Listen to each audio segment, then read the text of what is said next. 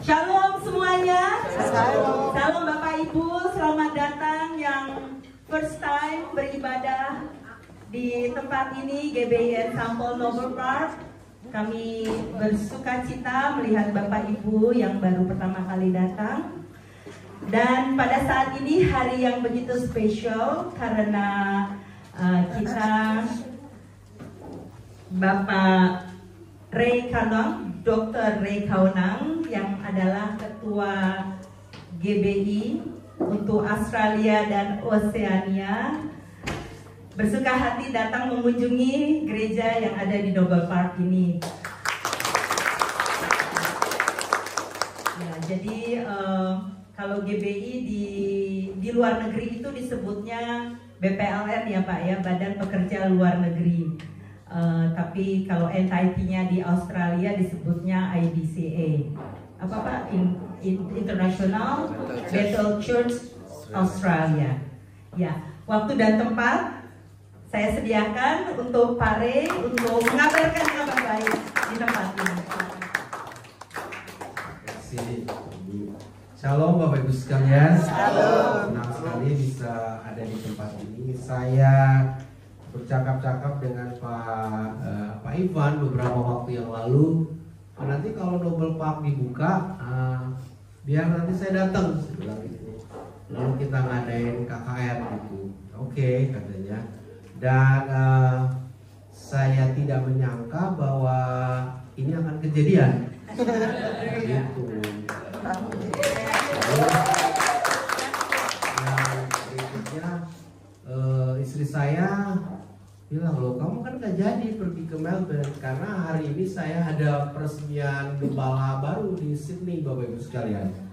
Jadi dari pagi-pagi saya udah keluar. Ini pindah state Bapak Ibu sekalian. Jadi dari pagi di New South Wales, di sini ada di Victoria gitu. Dan kayaknya enak ya terbang sini terbang sana sampai juga I'm very tired gitu. Tapi senang sekali bisa melihat jemaat di tempat ini. Amin. Dan Pak Ivan merupakan sekretaris daripada BPLN di Australia ini, namanya GBI itu International Bethel Church. Jadi semua itu ada di dalam International Bethel Church. GBI-nya Ensemble, di IC yang di kota dengan beberapa GBI yang lain. Dan saya berdoa dan saya berharap GBI yang ada di New South Victoria ini bisa menjadi lebih banyak lagi. Amin. Kenapa? Karena di Sydney Bapak Ibu kita udah ada 12. Victoria ini paling kecil untuk state yang sangat banyak orang Indonesia ini gitu. GBI-nya masih kurang gitu. Jadi saya minta Pak Ivan untuk dikembangkan lebih lagi sehingga double. Dalam tahun ini kita bisa mendapatkan beberapa GBI yang baru. Dan saya melihat bahwa potensi daripada jemaat ini sungguh baik, sungguh besar. Dulu waktu saya buka gereja 27 tahun yang lalu di Sydney nggak kayak begini, udah ada bandnya, udah bagus. Saya masih ingat tempatnya kayak begini juga. Saya yang main gitar, istri saya yang pimpin pujian, dia duduk, saya khotbah. Jemaatnya cuma 7. Jadi ya kalau melihat begini, waduh enak banget nih. Udah ada pemimpin pujiannya, udah ada pengurusnya. Kalau kami mulanya dari sangat-sangat sederhana sekali. Dan saya berterima kasih bahwa Tuhan itu baik dalam kehidupannya kita. Dan hidup kita di Australia ini saya rasa bukan karena kebetulan kita ada di Australia, tetapi ada rencana Tuhan dalam kehidupan kita. Nah, sore hari ini saya ingin Bapak Ibu sekalian membuka Alkitab di dalam nanti bisa lihat saja di screen. Kalau Bapak Ibu nggak membawa Alkitab, kita akan melihat 2 teks Alkitab kita, yaitu di dalam Kejadian pasal yang ke-12 ayat 1 sampai ayat yang ke-4. Kejadian pasal 12 ayat 1 sampai 4. Lalu teks berikutnya itu ada dalam Roma pasal yang ke-4 ayat 17 sampai 21. Oke, Saya akan bicara kepada Bapak Ibu sekalian tentang meresponi panggilan ilahi di dalam kehidupannya kita. Sebelumnya kita tundukkan kepala, terlebih dahulu kita berdoa. Kami bersyukur Tuhan untuk kebaikan-Mu. Kami percaya kami ada di tempat ini oleh karena anugerah Tuhan. Dan kami sangat berterima kasih bahwa sampai hari ini Tuhan baik dalam kehidupan kami. Kami belajar Tuhan dalam perkumpulan kami ini untuk mengerti tentang kemauan Tuhan, tentang kehendak-Mu dalam perjalanan kehidupan kami. Tolong kami untuk mengerti ya Tuhan melalui Roh-Mu, supaya kami dapat paham apa yang kami baca, kami dengar pada sore hari ini. Sembuhkan yang sakit, kuatkan yang lemah, dan angkat dan lepaskan mereka yang mungkin terikat dengan dosa hari ini. Biar ketika mereka pulang dari tempat ini tidak sama seperti mereka datang, mengalami pembaharuan yang dilakukan oleh Roh dan Firman. Terima kasih ya Tuhan. Demi Yesus, amin. Amin. Di dalam Alkitab Bapak Ibu sekalian, ada dua jenis panggilan. Yang pertama panggilan secara pribadi, calling, untuk saudara menjadi seseorang yang spesifik. Itu panggilan yang pertama, panggilan secara spesifik. Panggilan spesifik adalah panggilan seperti saya, panggilan menjadi gembala jemaat. Itu panggilan yang spesifik. Panggilan spesifik saudara mungkin sebagai pengusaha, atau sebagai mungkin just only mother, ibu. Tetapi ada juga panggilan yang bersifat yang saya sebutkan panggilan umum, panggilan general, yaitu kita menjadi gereja. Bapak Ibu harus mengerti tentang panggilan ini.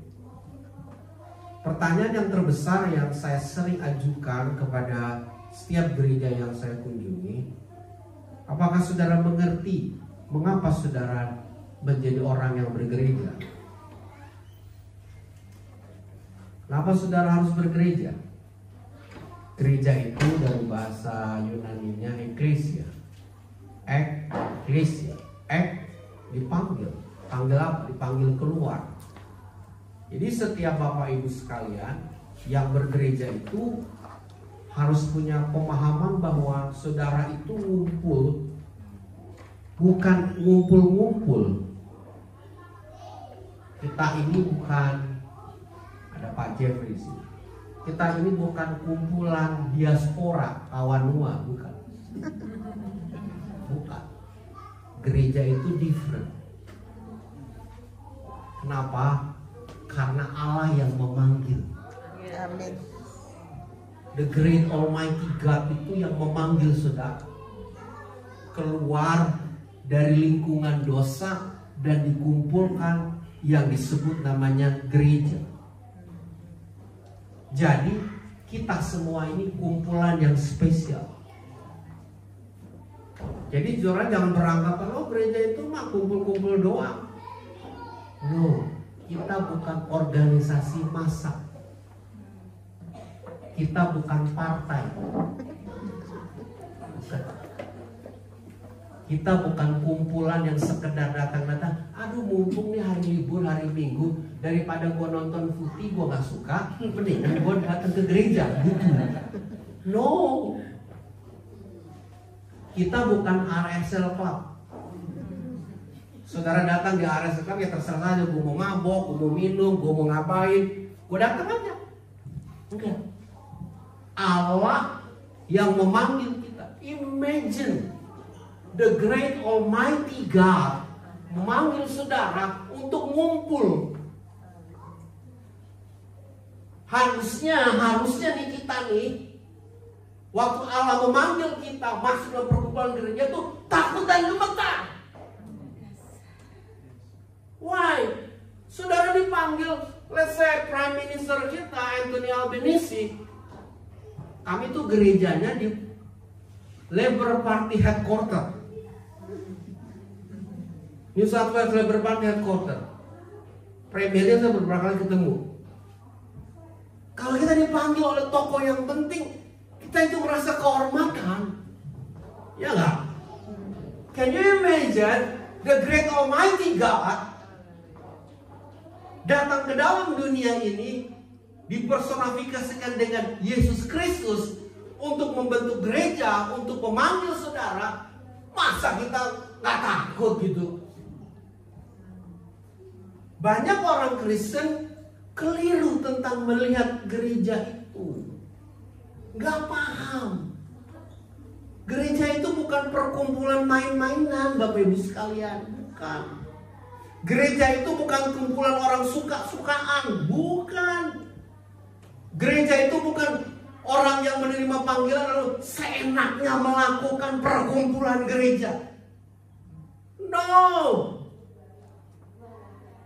Tahukah saudara, gereja itu merupakan pusat informasi dari kerajaan Allah, dari sorga itu kepada dunia ini. Pusat sejarah dunia ini ada di dalam gereja. Saudara nggak percaya? Baca buku kitab Wahyu. Wahyu menjelaskan tentang akhir daripada dunia ini. Pemerintahan-pemerintahan yang ada di muka bumi ini itu benar harusnya melihat kepada gereja. Karena Yesus datang ke dalam dunia, Bapak Ibu sekalian, dia nggak membentuk organisasi lain, dia nggak membentuk partai Israel, nggak ada. Dia membentuk namanya gereja. Makanya dia bilang, alam maut tidak bisa mengalahkan ini. Kuasa roh jahat tidak mampu membendung kekuatan gereja. Gereja boleh ditutup. Ada banyak ribuan gereja, tetapi gereja tidak akan pernah bisa mati. Gedung gerejanya boleh dihancurin, Bapak Ibu sekalian. Kalau Bapak Ibu pernah ke Europe, Bapak lihat, oh Europe itu gerejanya gede-gede, bagus banget. Ribuan tahun kosong. Bangunan yang disebutkan oleh gereja ada dua, memang gereja bentuknya dan kita. Itu sebabnya kita tuh dipanggil, Bapak Ibu sekalian. Dipanggil. Satu kali ada orang muda datang ke gereja kami, pengusaha, masih muda waktu itu, perusahaannya banyak, pinter ngurusin company. Saya kasih dia ngurusin Natal, susah. Gak bisa. Saya bilang sama dia, gereja itu non-profit organization. Kalau di company, ya Pak Jeffrey ya, kita fire and hire. Kita pecat, kita hire people. Di gereja gak ada pecat-pecatan. Tuhan gak pernah memecat saudara. Walaupun kita sering melakukan perbuatan yang tidak menyenangkan Tuhan. Karena we are different. Oleh sebab panggilan ini, Allah yang memanggil kita. Hari ini kita akan melihat bagaimana kita merespon panggilan Allah. Apa makna panggilan itu bagi kita? Itu pertanyaan yang Bapak Ibu harus jawab. Saudara ngerti panggilan? Allah memanggil saya menjadi gembala jemaat. Itu panggilan yang jelas buat saya. Saya tidak akan berusaha menjadi ketua partai. Saya tidak akan berusaha menjadi anggota DPR.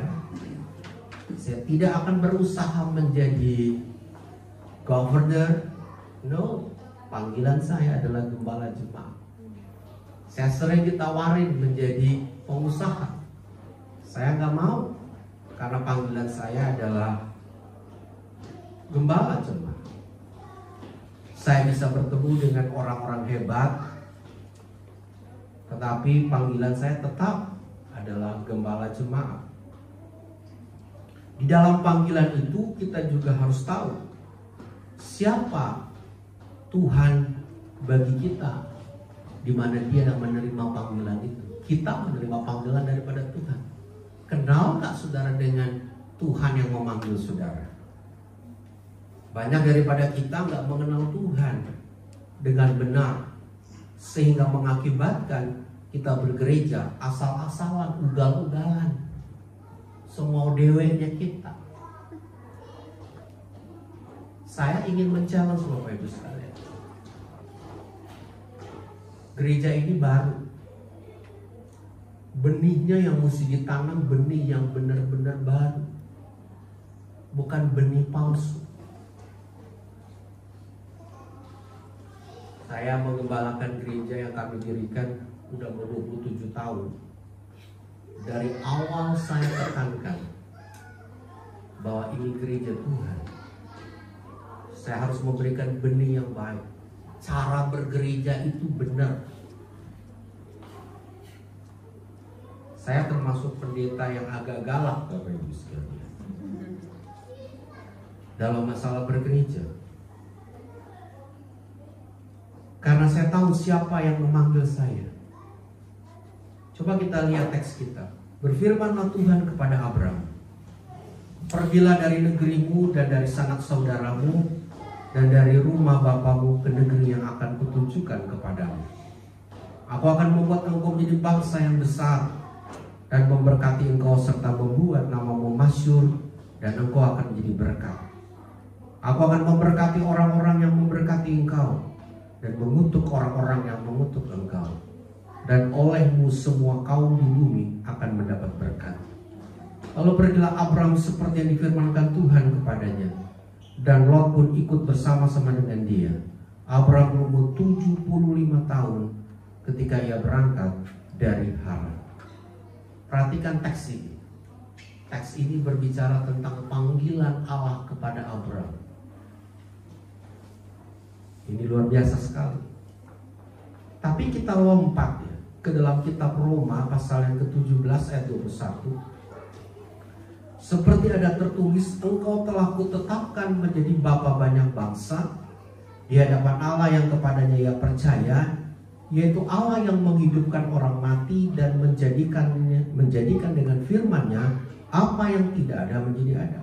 Sebab sekalipun tidak ada dasar untuk berharap, namun Abraham berharap juga dan percaya bahwa ia akan menjadi bapa banyak bangsa menurut yang telah difirmankan, demikianlah banyaknya nanti keturunan. Imannya tidak menjadi lemah, walaupun ia mengetahui bahwa tubuhnya sudah sangat lemah, karena usianya telah kira-kira 100 tahun, dan bahwa rahim Sarah telah tertutup. Tetapi terhadap janji Allah, perhatikan kalimat ini, tetapi terhadap janji Allah ia tidak bimbang karena ketidakpercayaan, malah ia diperkuat dalam imannya dan memuliakan Allah. Karena apa? Dengan penuh keyakinan bahwa Allah berkuasa untuk melaksanakan apa yang telah ia janjikan.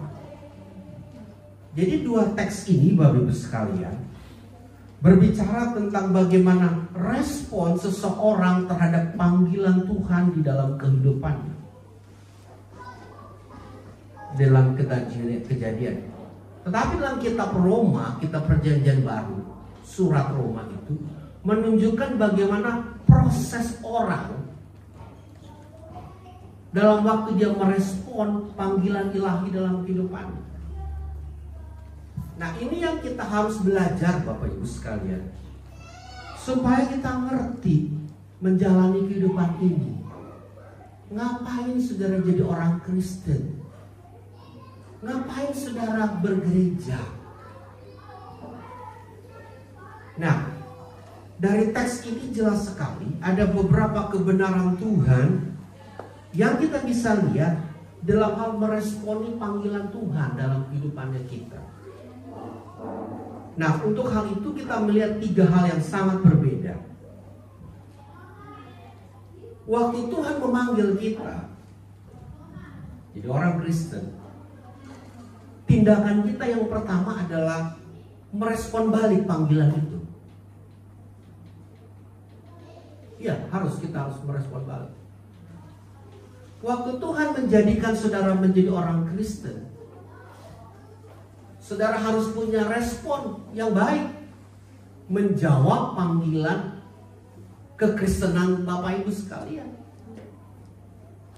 Abraham diperintahkan Tuhan, pergilah dari negerimu dan dari anak sanak saudaramu, dari rumah bapamu ke negeri yang akan kutunjukkan kepadamu. Ini menarik. Abraham tinggal di daerah namanya Ur. Sekarang itu namanya Irak. Dalam sejarah dunia ini, di Irak itu ada sebuah kerajaan yang sangat terkenal sekali. Dan Ur itu sekarang itu kira-kira Amerika lah. Orang semua ingin ke Amerika. Ya kita nggak tahu ya. Tetapi nggak tahu kemana-mana orang dulu sering ke Amerika. Karena the land of opportunity. Oke, let's say Ur itu seperti Australia lah. Karena cosmopolitan. Melbourne cosmopolitan, Sydney cosmopolitan. Hidup enak di negara ini. Tiba-tiba Tuhan bilang, go, pergi, tinggalkan semuanya. Abraham itu meninggalkan segala sesuatu yang dia rasakan enak, nyaman. Gimana kita merespons hal ini demikian?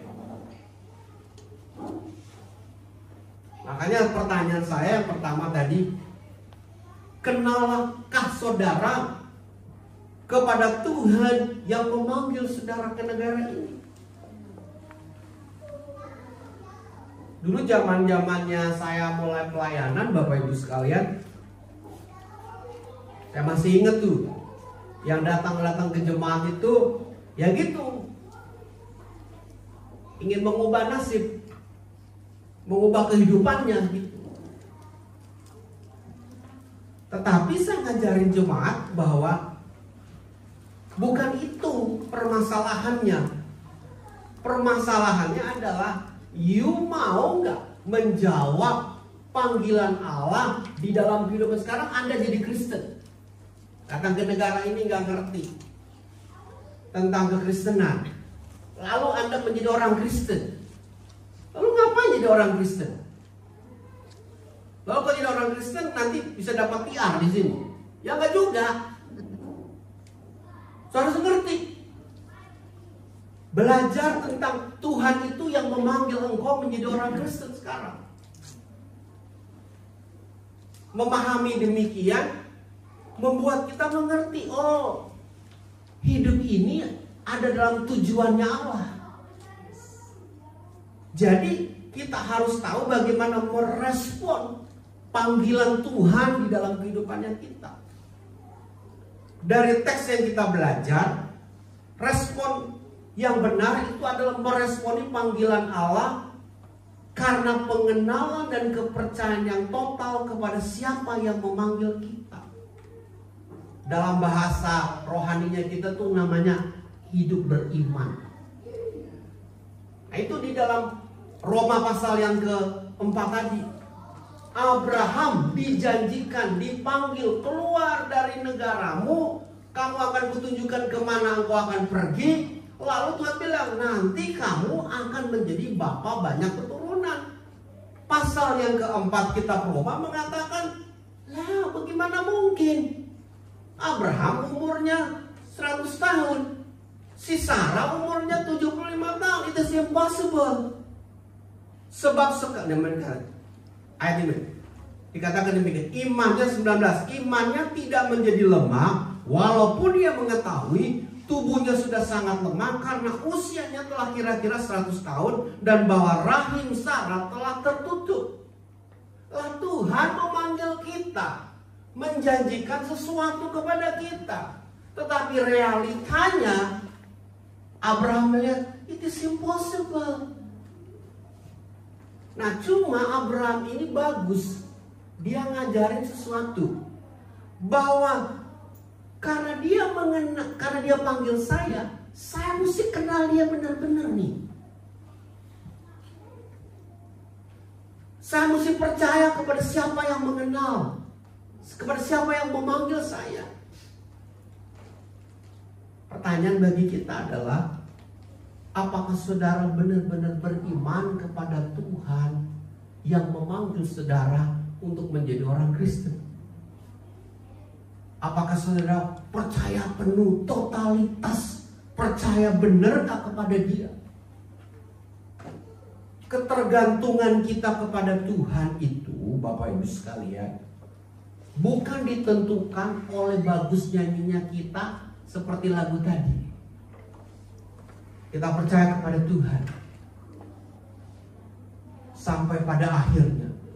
Bukan nyanyi itu membuat kita itu, aduh, saya mau percaya terus sampai Tuhan. Enggak. Nyanyi bagus, lagunya bagus, tetapi journey-nya ini yang menentukan.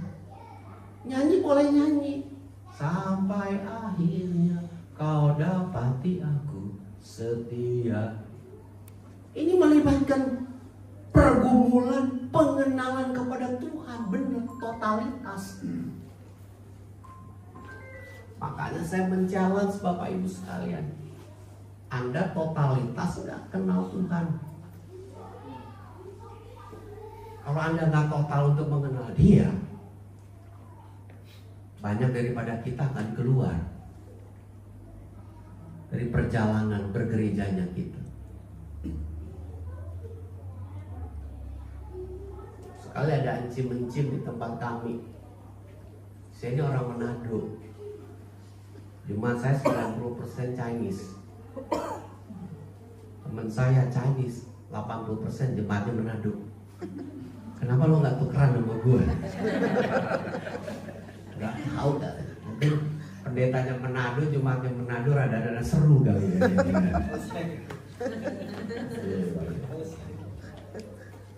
Ya, apalagi kan saya mukanya kan rada-rada Chinese ya. Ini kan orang Manado, Manado asli, nggak ada campur-campurnya, asli. Lahir di Manado, serius saya lahir di Manado, tapi nggak bisa di Manado, nggak ngerti, nggak tahu, ngomong kelihatan bahasa Sunda. Pak Jeffrey yang sering ke Manado, saya enggak, saya cuma bisa dihitung dengan jari. Diajak ke Manado itu gara-gara istri saya aja.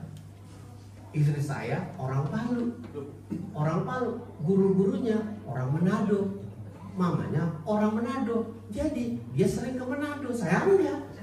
Saya anak Jakarta, nggak tahu. Di rumah ngomong sama mami papi lu gua. Dia jawab ngomong Manado, kita jaga lu gua. Budayanya beda. Yang saya mau katakan bahwa mengenali itu sebuah proses yang panjang, Bapak Ibu sekalian. Untuk mengerti Tuhan itu sebuah proses yang sangat panjang. Apakah iman saudara benar iman yang totalitas kepada Tuhan atau enggak? Respons kita yang benar nih. Abraham punya respon, saya percaya kepadamu Tuhan. Walaupun ini nggak mungkin, tetapi saya percaya kepadamu. Jadi respons kita sebagai orang Kristen, ketika kita menjadi warga gereja, itu tergantung daripada totalitas kepercayaan saudara kepada Tuhan yang memanggil saudara. Jadi saya bisa mengerti banyak orang Kristen bisa keluar masuk gereja karena mungkin gak meresponi dengan baik dengan imannya. Hal yang kedua, meresponi panggilan Tuhan dalam kehidupan kita dituntut daripada kita adalah obedience, kepatuhan, obey. Abraham itu percaya dan dia taat, Bapak Ibu sekalian. Ketaatan itu tidak langsung saudara jadi orang Kristen, saudara bisa jadi taat. Enggak, itu sebuah proses yang panjang, Bapak Ibu sekalian. Jadi kalau saudara bergereja, saya mau nganjurin ya, udah gerejanya di sini aja. Saudara belajar taat.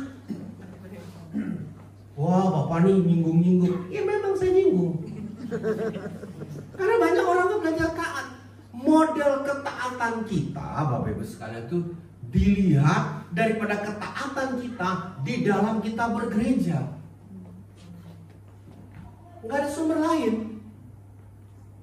Saudara ingin taat kepada Allah, kelihatan daripada ketaatan saudara dalam kehidupan saudara bergereja. Jadi kita kalau jadi orang gereja itu jangan, Allah gereja masih ada lah, masih minggu depan juga masih ada. Oh enggak. Satu kali waktu Alkitab mengatakan gereja itu akan diangkat. Banyak orang, mana gerejanya? Udah nggak ada karena orang-orangnya udah diangkat. Gedungnya masih ada. Udah nyanyi aja sendiri di situ. Kalau saudara nanti menemukan gereja kosong dan tidak ada orang di dalamnya, artinya saudara tertinggal.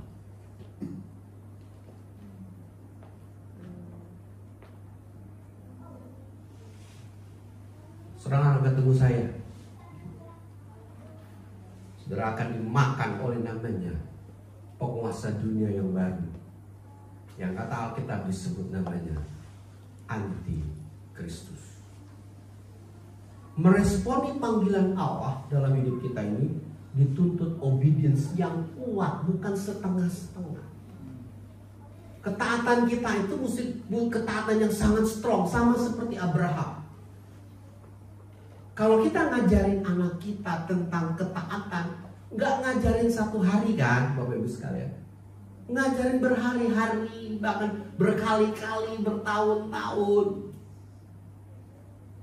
Sama. Untuk kita taat kepada Tuhan harus terus-menerus. Bukan hari ini gua taat karena gua dapat sesuatu. Enggak. Saudara nggak dapat sesuatu, saudara mengalami kesulitan, saudara mengalami penyakit, saudara mungkin dikecewakan, saudara mungkin dihina, saudara taat. Terus supaya ketaatan itu menjadi lifestyle kehidupan saudara. Jadi taat itu semua lifestyle, Bapak Ibu sekalian. Kan saudara kalau di sini nyebrang kan lampu merah, apa yang saudara lakukan? Jalan kosong. Bisa dong kita jalan kosong. Tapi kenapa kita masih berdiri? Karena kita udah dilatih setiap hari. Merah, stop. Merah, stop. Kedip-kedip merah, stop. Kuning, stop. Kita udah dibiasakan. Ketaatan pun demikian. Jadi kalau saudara ingin taat, harus dilatih. Nah, yang menarik Bapak Ibu sekalian, teks Alkitab mengajarkan demikian. Iman itu, kata iman, faith, pistis, Yunaninya, itu punya ingredients. Ingredients itu satu namanya ketaatan. Iman itu bukan hanya percaya, tetapi di dalamnya ada ketaatan. Jadi saudara dia bilang, oh saya orang yang taat, dia beriman, lu taat apa enggak? Oh saya percaya kepada Tuhan, tapi lu taat apa enggak? Jadi ini saya ingin menjelaskan kepada Bapak Ibu sekalian, supaya saudara itu benar menjadi orang Kristennya, nggak aneh-aneh. Di dunia ini banyak orang Kristen yang aneh. Yang ketiga, merespon yang benar adalah respon yang benar dari panggilan ilahi. Itu ada pada keterbukaan kita, bukan didasarkan kepada apa yang kita miliki. Abraham, teks tadi mengatakan imannya tidak menjadi lemah. Ayat 18, sekalipun tidak ada dasar untuk berharap. Roma 4 ayat 18. Namun Abraham berharap juga dan percaya. Gak ada dasar untuk berharap, tetapi ia percaya bahwa ia akan menjadi bapa bangsa, banyak bangsa yang menurut dalam firman kan demikianlah banyaknya nanti keturunan. Abraham gak punya dasar. Untuk kita meresponi Allah, panggilan Tuhan, Bapak Ibu sekalian, Tuhan gak butuh apa yang saudara miliki. Dia gak butuh, Bapak Ibu sekalian. Yang dia butuhkan adalah emptiness-nya kita. Kalau Allah memanggil Bapak Ibu sekalian, dia tidak memanggil karena saudara memiliki sesuatu, enggak loh. Dia memanggil saudara karena saudara mengatakan, Tuhan, ini saya nggak punya apa-apa. Kalau Tuhan memanggil semua orang yang memiliki sesuatu dan dia panggil dia, waduh, yang enak tuh orang-orang yang pinter, yang punya banyak duit, karena mereka memiliki sesuatu. Allah tidak memanggil demikian. Pelajaran daripada Abraham diajar 25 tahun sejak panggilan pertamanya, umur 75 tahun, sampai dia mendapatkan anaknya itu perlu 25 tahun. Abraham tuh belajar untuk mengempty kehidupannya. Dia meresponnya betul, dia taat. Tetapi Tuhan bilang, aku gak panggil kamu karena kamu memang Abraham punya sesuatu. Enggak. Mesti diajar Bapak Ibu sekalian dalam kehidupan kita. Keterbukaan itu. Kita sama Tuhan itu Bapak Ibu sekalian, jangan sombong. Bu, saya bisa melayani ini karena saya punya talent. Lu sombong.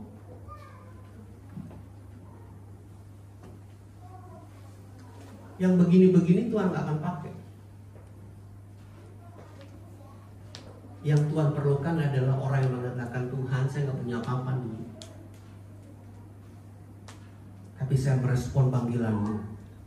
Saya mempercayai Engkau, Tuhan. Oh, sudah jadi manusia luar biasa.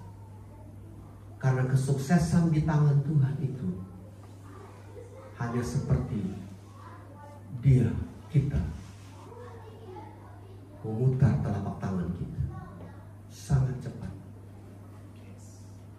Sebabnya Bapak Ibu sekalian, perlu bagi kita untuk mengerti bahwa respons kita kepada panggilan Tuhan tergantung kepada keterbukaan diri kita. Saudara, menjadi orang Kristen itu menjadi sesuatu yang bagi saya itu suatu privilege ya. Tetapi kita belajar untuk selalu gini, terbuka di hadapan Tuhan, membuka diri. Ya kalau saya sih, saya orang yang senang belajar Bapak Ibu sekalian. Oh saya mikir-mikir ya, aduh ngapain juga belajar-belajar ya, capek. Saya lagi kejar-kejar disertasi saya nih, mau nyelesain. Capek banget ngerjain disertasi. Tapi senang gitu. Nah cuma persoalannya begini Bapak Ibu sekalian. Lah kalau saya udah memiliki banyak nih, gunanya buat apa? Kalau saya udah memiliki banyak knowledge about theology every single halaman di dalam Alkitab saya tahu bolak-balik lah gitu. Lalu buat apa? Lalu dengan sederetan gelar begini, lalu ini Tuhan pakai hidupku. Tuhan gak akan memakai. Tuhan hanya melihat semua knowledge-mu itu harus diemptikan supaya aku yang bekerja dalam hidup. Kalau knowledge itu yang bekerja dalam hidupmu, engkau akan jadi sombong. Nah waktu kita jadi orang Kristen, kenapa ya? Kalau kita datang sama Tuhan, kita sudah Tuhan, lihat kami. Itu kan kita belajar mengemptikan hidup kita. Menyatakan ini semua karena Tuhan. Abraham melakukan itu. Abraham memerlukan 25 tahun untuk mengemptikan dirinya sampai dia bisa melihat benar itu Tuhan. Makanya Abraham disebut Bapa orang beriman. Bagian yang berikut daripada meresponi panggilan Allah ini. Yang pertama, saya bicara tentang respon saudara mesti benar. Tetapi bagian yang berikut ini adalah di dalam panggilan Tuhan itu kepada kita, Bapak Ibu sekalian. Ada 3 komponen yang penting yang kita bisa belajar juga dari teks yang kita lihat. Komponen yang pertama adalah visi. Anda menjadi orang Kristen itu harus mempunyai visi. Why God choose me as a Christian? Pernahkah saudara minta kepada Tuhan? Visi adalah sebuah tanda ilahi yang paling kuat yang kita bisa terima dari Tuhan dalam menjalani proses kekristenannya kita. Abraham mendapatkan visi Allah. Dikatakan, kamu akan menjadi bapa banyak bangsa, keturunanmu akan besar, aku akan memberkati engkau serta membuat namamu masyhur, dan engkau akan menjadi berkat. That's the vision from God. Pertanyaannya, apakah saudara punya visi dari Allah? Karena visi merupakan tanda ilahi yang paling kuat yang kita bisa terima dari Tuhan dalam journey kekristenannya kita. Makanya saya selalu bilang sama Pak Ivan, kalau orang membuka gereja, gampang, cek aja apakah orang itu punya visi apa enggak. Gak mudah, kalau cuma buat kumpul-kumpulan bisa. Saudara bisa kok bikin gereja sendiri di sini. Daftar aja ke departemen trade, buat nama gereja Rekaunang, boleh.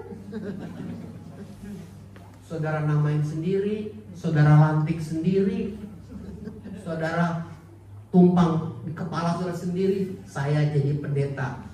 Udah bisa di sini, boleh. Tapi apakah itu visi? Menjadi orang Kristen, yang saya selalu tekankan, saudara harus memiliki visi. Visi itu pandangan ke depan. Why I become a Christian dalam dunia sekuler ini? Why I become a Christian dalam dunia pekerjaannya saya? Apa yang Tuhan mau untuk saya lakukan bagi tempat di mana saya berada? Itu Bapak Ibu sekalian. Allah memanggil saudara itu bukan sekedar panggil, hei, sini, lu jadi anak Tuhan, lu jadi anak Tuhan. Enggak, dia pasti kasih visi. Nah kita orang Kristen itu banyak gak minta sama Tuhan. Sebabnya banyak yang minta ngalur ngidul kesana kemari, nggak ngerti perjalanan di depannya kita, nggak tahu kehendak Tuhan. Padahal kita nyanyi tiap hari, Tuhan jadilah kehendak-Mu, tapi engkau tidak tahu kehendak Tuhan. Visinya nggak dapet, saudara nggak minta, saudara nggak cari. Padahal Yesus mengatakan, cari maka akan mendapatkan, ketuk pintu maka pintu akan dibukakan bagimu. Itu sebabnya Bapak Ibu, saya men-challenge Bapak Ibu sekalian, jangan menjadi orang Kristen yang amburadul di dunia ini. Jangan menjadi orang Kristen yang hanya lalu-lalang, gak ngerti ngapain gua ke gereja, ngapain aku menjadi orang di dalam dunia ini. Ada satu encimnya datang kepada saya, dia gak ngerti. Saya bilang, aduh aku ini susah Pak Pendeta. Kenapa? Aku sendirian di Australia ini. Oh gitu. Jadi gue gak ngerti. Gimana? Encim ini datang ke Australia gitu, cuma datang mau kerja doang. Stres dong kayak begini. Lalu gimana nih? Udah sendiri, stres. Dia kerja, dia ngumpulin duit. Ya udah. Lalu saya tanya ngapain? Aduh aku mau kawin nih. Oh gitu. Oh gitu, ya udah. Tapi karena dia ke gereja, Bapak Ibu sekalian, dia ketemu dong sama yang janda-janda gitu ya. Janda-janda ini bilang gini, kalau kita mau dapat gampang, ke RS Club aja. Oh gitu ya. Dia lapor nih, sinjimnya lapor sama saya. Pak Pendeta, saya diajak nih sama teman-teman, ngapain? Ke RS Club. Supaya apa? Supaya dapat kali aja boleh ada yang seneng sama kita. Tim, Cik udah usah. Di sini aja, di gereja aja. Gak kemana-mana. Karena dia belum dapat permanent resident. Udah di sini aja, setia di sini, doa di sini. Udah masuk aja, ikut saya aja. Gak usah kemana-mana. Oh iya bener ya, bener Pak Ray ya. Aku ikutin aja. Saudara kata, Encim ini tidak punya dasar untuk berharap. Apa? Apa dasarnya? Dia tuh cuma jagain orang tua, orang Chinese Hong Kong. Apa dasarnya? Udahlah, ditipulah sama yang itu. Oh bisa kok, kita urus. Belasan ribu dia keluarin. Aduh sih, dia buat gua 12.000. Aduh Pak, saya ditipu. Udah doa aja, doa puasa. Ini orang gak ada dasar untuk berharap. Diemptiin dulu gitu. Hebat, Tuhan itu baik. Dia menghadap pemerintah, berani minta supaya dia bisa izin tinggal. Officernya bingung. Apa dasarnya? Bahasa Inggris nggak bisa. Dasarnya apa? Tuhan baik loh. Apa yang tidak mungkin dimungkinkan oleh Tuhan. Amin. Officernya jatuh hati menurut. Dia dapat top gitu. It's crazy. Saya nggak percaya. Bendahara saya ngurusinnya bilang nih, Pak Ray, Cici itu dapat permanent resident. Ya nggak bener loh, nggak mungkin. Nggak mungkin, saya bilang nggak mungkin. Apa dasarnya? Iya Pak, saya bilang gini aja. Saya baru percaya kalau dia bawa paspornya. Zaman dulu kan masih pakai itu tuh. Paspor visanya, saya baru lihat. Bener dibawa. Bener, permanent resident. Jangan ikutin model kayak begini. Karena modelnya susah. Gak ada dasar untuk berharap. Saya cuma tahu, Pak Ray ngomong ini, saya percaya aja. Saya ngajarin tim ini, Anda punya tujuan di dalam kehidupan. Kenapa Tuhan membawamu ke negara ini? Yes. Dan dia melihat Allah memberikan tujuan yang baik kepadanya. Apa yang gak mungkin bagi dunia dimungkinkan oleh Tuhan. Amin. Bukan hanya ini ceritanya, cerita lain lagi, ada satu lagi. Ini luar biasa nih cermin itu. Kalau dia ngomong, saya juga gak ngerti. Ngomongnya pelok, saya bingung. Karena perlu diterjemahin. Tapi kalau datang ke saya, Pak Pendeta, aduh terima kasih. Benar-benar Pak Pendeta ini luar biasa sekali. Saya udah ikut Pak Pendeta udah lama. Saya percaya Pak Pendeta diberkati Tuhan. Ya, kita seneng-seneng dong begitu. Nah, ini mau ngambil rumah housing commission. Terus ini housing commission nunggunya kan lama. Dia enggak loh. Dapat permanent resident, ngadep housing commission, dikasih. Orang nunggu puluhan tahun dia enggak. Aduh, dikasih yang terbaik, yang ada liftnya, ada security-nya. Bayarnya cuma $80. Ampun. Jim ini ya setia banget sama Tuhan. Jadi kita harus belajar hidup ini kalau dituntun oleh visinya Allah, yang tidak mungkin itu jadi mungkin. Amin. Karena kita meresponi Tuhan yang memanggil kita. Yang kedua, dalam setiap panggilan Allah itu selalu ditandai oleh tesnya Tuhan. Akan dites terus kita nih.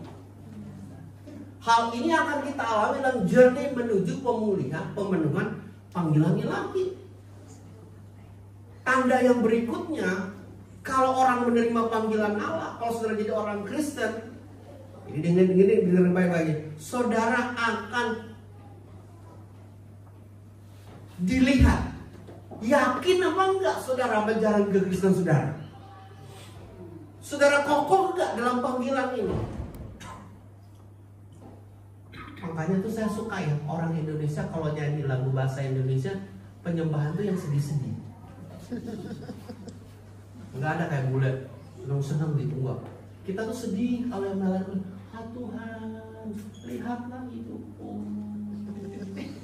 betapa aku merana, hanya Engkau lah junjungan kehidupanku gitu. Coba lihat, bener gak?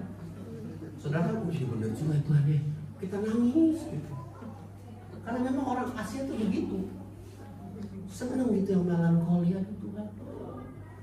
Kalau lagunya penyembahan kepada Allah yang besar, wah enggak terlalu demen kita. Makanya peganglah tanganku dan terus apa tuh? Pertolonganmu datang darimu. Terus peganglah tanganku lepas. lepaskan. Bapak Ibu sekalian, saya mau ngajarin Bapak Ibu sekalian, hidup kita itu jangan seperti begitu terus. Kalau nyanyi lagunya itu laki punya keyakinan. Udah lama jadi orang Kristen masih peganglah tangan. Bapak nggak tahu saya punya kesedihan, betul saudara sedih. Saya nggak tahu kesedihan Bapak Ibu, tetapi iman saya mengajarkan, tes Alkitab saya mengatakan bahwa saya harus yakin dalam menjalani kehidupan ini. Karena itu respons Allah, karena itu saya meresponi Allah, dan itu merupakan tanda daripada saya meresponi. Hidup itu harus dilayani dengan keyakinan Bapak Ibu sekalian. Bukan hanya dengan lemah susah banget ya. Satu kali waktu, ini saya kasih contoh ya. Satu kali waktu ada janda di gereja kamu tuh banyak janda. Datang ke Australia kan, mencari hidup toh, ya kan begitu. Datang dia udah bergereja gitu. Ya, pinter salon lah begitu, punya usaha di Indonesia, datang gitu. Dia bergereja di kami. Nah, saya tahu dia mau butuh jodoh nih. Cuma saya ngajarin gini, ibu-ibu yang ada di tempat ini, please setia, yuk melayani. Udah gitu aja. Gak usah cari-cari di pub, di bar, area sebelah, udah di sini aja. Coba bisa, Tuhan akan kirim orangnya. Yakin dong. Ini orang yakin banget gitu. Gimana sampai Tuhan mengirimkan suaminya? Karena dia melayani. Gereja kami itu di Chinatown. Ada dua masuk, dari depan dan dari belakang. Jalan semua. Nah, menarik. Satu kali waktu dia jaga asar di belakang gereja. Ini menarik loh. Tiba-tiba ada bule nyasar. Dia mau cari makan. Dia tanya, tempat makanan di sini gimana? Bla bla bla bla bla. Ini ibu nih yang ngomong bahasa Inggrisnya juga patah-patah. Broken English. Hari ini itu boleh itu jadi suaminya. Cuma jaga-jaga di pintu. Asher. Kita nggak tahu loh. You jaga di depan. Tiba-tiba ada bule nyasar kemari. Dan bule ini baik sekali, nggak mabok, sayang sama perempuan ini. Kenapa terjadi? Orang tuanya meninggal, dapat warisan, dikasih semua, punya rumah gede.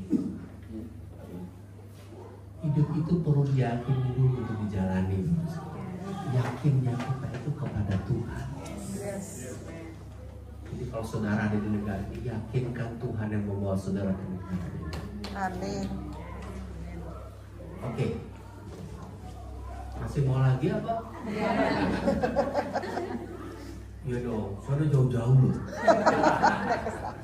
Tiket bayar sendiri lebih. Hotel sendiri. PK-nya nggak mencukupi sebenarnya. Tapi karena sekretaris saya Pak Ivan, saya mau. Hal yang berikutnya, nah kita lihat ya, di dalam panggilan Allah itu, saudara harus memiliki respons yang baik. Dalam respons yang baik itu kita melihat panggilan Allah itu selalu ada tandanya. Tetapi pertanyaan berikutnya adalah, lalu Tuhan ngapain dong? Oke, dia memanggil kita, apa aktivitas Tuhan untuk panggilan yang saya responi. Nah, 3 hal yang sangat penting. Bahwa Tuhan akan melakukan 3 hal penting, yaitu satu yang namanya pemeliharaan. Abraham itu dipelihara Tuhan secara luar biasa. Teks Alkitab mengatakan merekod bahwa Abraham itu sangat kaya sekali. Abraham mempunyai empire sendiri. Waktu dia keluar daripada Ur Kasdim, dia tidak bawa apa-apa. Tuhan janji kepada dia, kamu akan menjadi bapa banyak bangsa. Kamu akan kuberkati. Orang yang memberkati kau akan diberkati. Orang yang mengutuk kau akan dikutuk. Akhirnya Bapak Ibu sekalian, teks Alkitab merekod bahwa Abraham sangat kaya. Tuhan pelihara begitu rupa. Jadi Bapak Ibu sekalian, kalau Tuhan panggil saudara ke negara ini, tinggal di negara ini, dengarkan baik-baik nih, bahwa Tuhan akan pelihara saudara. Amin. Sampai saudara melihat nikmat. Jadi jangan takut Bapak Ibu sekalian. 2 contoh yang saya berikan. 1, 2 janda. Yang satu agak sedikit nggak ngerti apa-apa tentang hidup ini. Yang satu ingin mencari keberuntungan. Tapi dia masuk, dia meresponi panggilan Tuhan dalam kehidupan. Ini 2 janda ini mau jalan-jalan, mau ke Europe dia, cruise. Janda yang satu ini yang dapat harta warisan baru masih cruise. Setiap tahun dia cruise. Hebat, pendetanya gak cruise, dia nge-cruise. Wow, saya bilang, suaminya tanya sama bendahara saya, kapan lagi lo cruise? Gak ada lagi. Udah ikutin aja dia. Suaminya malah dorong. Biar aja. Gue juga punya duit katanya. Ntar gue ya. Hebat. Allah pelihara begitu rupa. Makanya saya percaya tuh gereja tuh gak mungkin ditutup. Karena pemeliharaan Tuhan yang tidak akan pernah putus-putusnya. Allah dengan kekuatan yang hebat itu akan memelihara. 2, yaitu penyertaan yang kekal.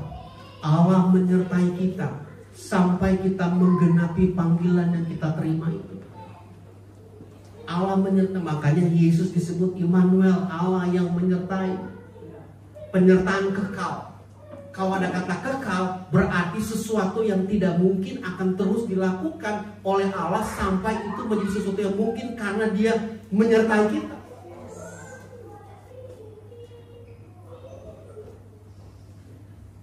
Istri saya suka bercanda gini, gimana sih ini kamu? Rumah kamu gak kasih. Iya juga ya. Saya mulai mikir, iya juga ya. Hari tua kita gak ada saving. Waduh, kalau saudara ditanya sama istri kayak gitu, apa jawaban saudara? Waduh.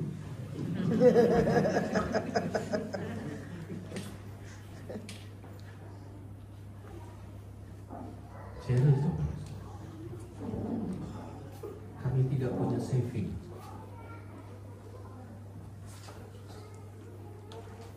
Kami tidak punya rumah.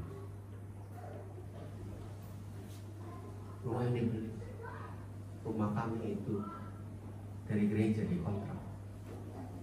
Mobil saya pun itu dari gereja. Tapi kami belajar bahwa Allah menyertai dalam segala hal. Amin. Saya tidak tahu mau jadi hari tua ini bagaimana. Tapi yang saya tahu, Dia akan menyertai saya sampai pada akhir. Amin. Yes. Hal yang ketiga, Bapak Ibu sekalian, apa yang Tuhan perbuat dalam panggilannya kepada kita? Dia memberikan jaminan keberkatan. Dia menjamin saudara dengan berkat.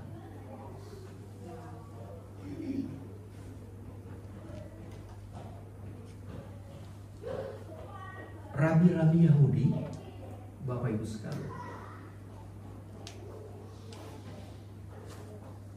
Karena saya belajar Judaism juga.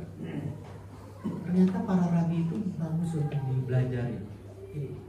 Rabi-rabi itu mereka belajar dalam Judaism itu belajar untuk setiap kali mereka berdoa dan doanya memberkati.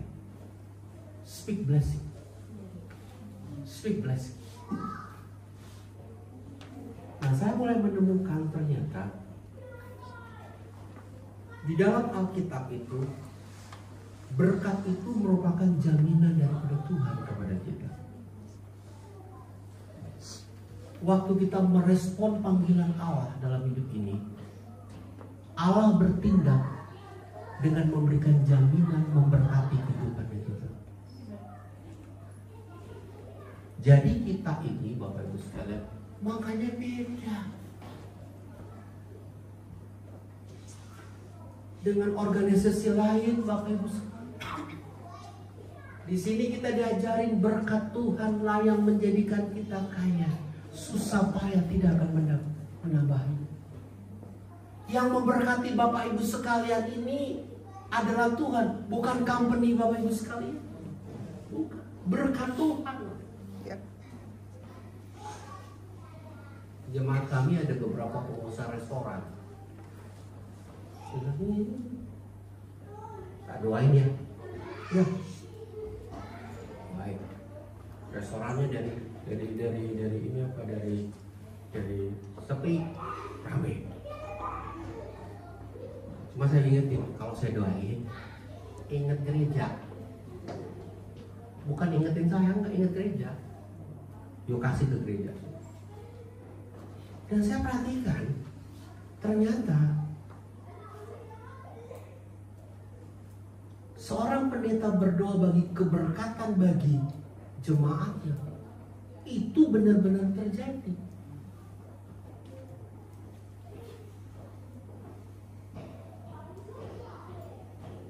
Ada satu restoran di jemaat sana dari saya, dia baru berjamaah itu. Restoran itu ada setannya. Udah didoain, saya bilang sini, kalau saya ghost hunter jadi sini aja. Oke. Saya doain. Karena tiba-tiba pegawainya melihat piring jalan terbang, piringnya bisa terbang, lah kok bisa pindah. Musik dimuter, tiba-tiba mati. Ya udah itu mah gampang. Ini semua setan-setan kocok, saya bilang setan keras yang begini. Ya, doain. Blok. Jadi apa? Beda sekarang. Allah menjamin keberkatan untuk kita.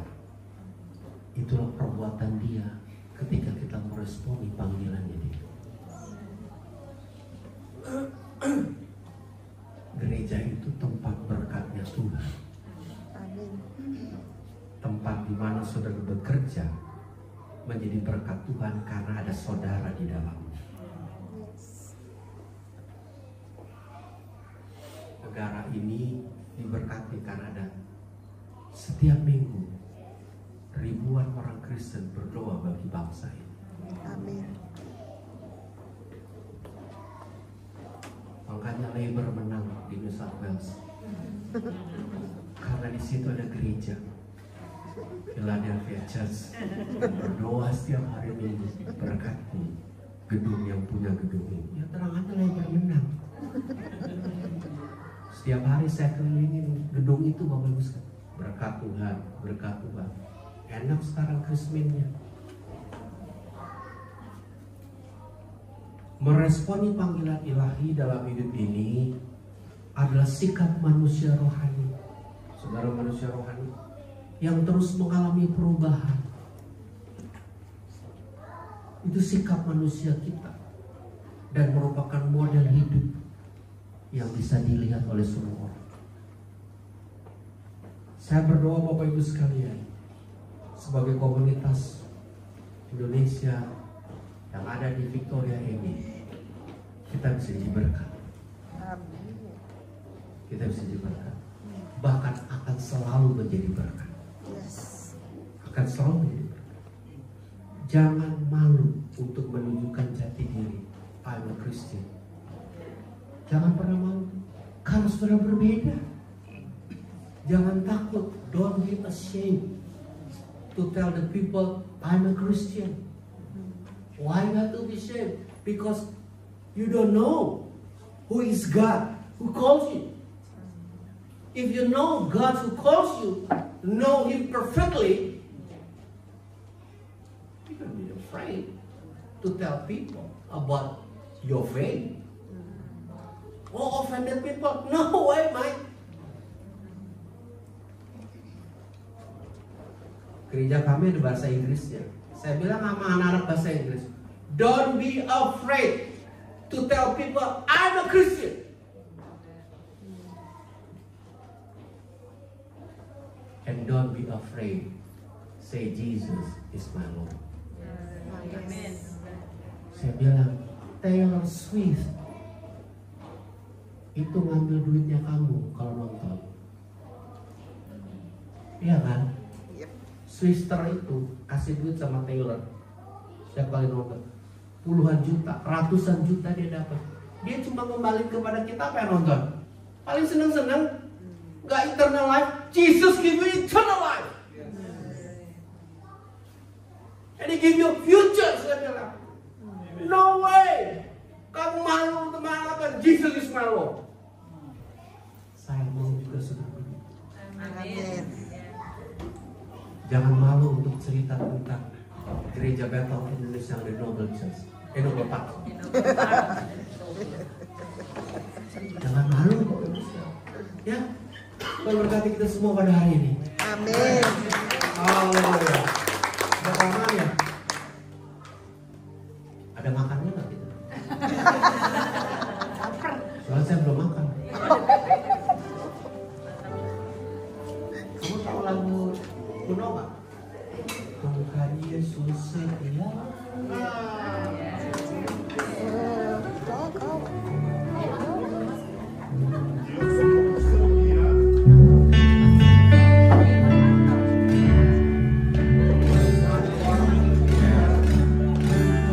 Ini lagunya Pak Pendeta Wondan Ruby. Tapi saya suka lagu ini. Mari kita bangkit berdiri.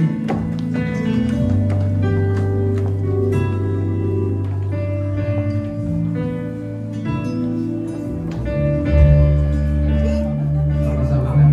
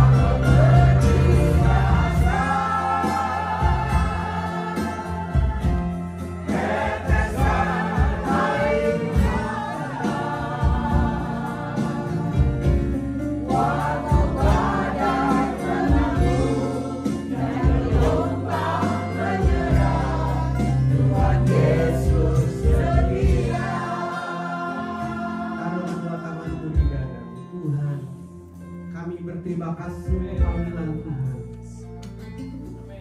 Terima kasih ya Tuhan, Engkau memanggil kami menjadi murid-Mu, pengikut-Mu, menjadi hamba-Mu ya Tuhan, menjadi orang yang bekerja di dunia sekuler yang ada. Amin. Kami berterima kasih. Identitas kami sebagai orang Kristen, kami bersyukur dan kami meresponi panggilan-Mu dengan baik ya Tuhan. Kami menyadari di tengah jernih hidup ini, dalam pemenuhan panggilan-Mu kepada kami, banyak air mata yang harus kami tumpahkan. Tapi kami berterima kasih bahwa pemeliharaan-Mu, penjagaan-Mu, jaminan keberkatan-Mu itu selalu kekal, abadi, terus menerus, dan tidak pernah berkekurangan. Kalau hari ini kedua tangan kami menaruh di dada kami mau bersyukur ya Tuhan. Yes, terima kasih. Kami harus meyakini kehidupan ini dengan iman kepada-Mu ya Tuhan. Terima kasih ya Tuhan. Itu sebabnya hamba-Mu berdoa dalam nama Yesus. Engkau mencabut segala kekhawatiran, ketakutan-ketakutan yang bisa timbul dalam kehidupan sidang jemaat. Dicabut dalam nama Yesus. Diganti dengan pemikiran yang baik, hal-hal yang positif yang datangnya daripada Tuhan. Dipagari dengan pemahaman bahwa Allah menjamin dalam kehidupan ini. Terima kasih ya Tuhan. Engkau baik, Engkau bicara kepada kami. Terpujilah nama-Mu ya Tuhan. Dan Engkau mengerti bahasa kami ya Tuhan. Terima kasih Engkau berdoa memberkati sidang jemaat ini. Setiap kebenaran yang mereka dengar, mereka tahu dalam tanah hati mereka yang paling baik, dan pasti akan bertumbuh. Dan demi nama Yesus, haleluya, amin.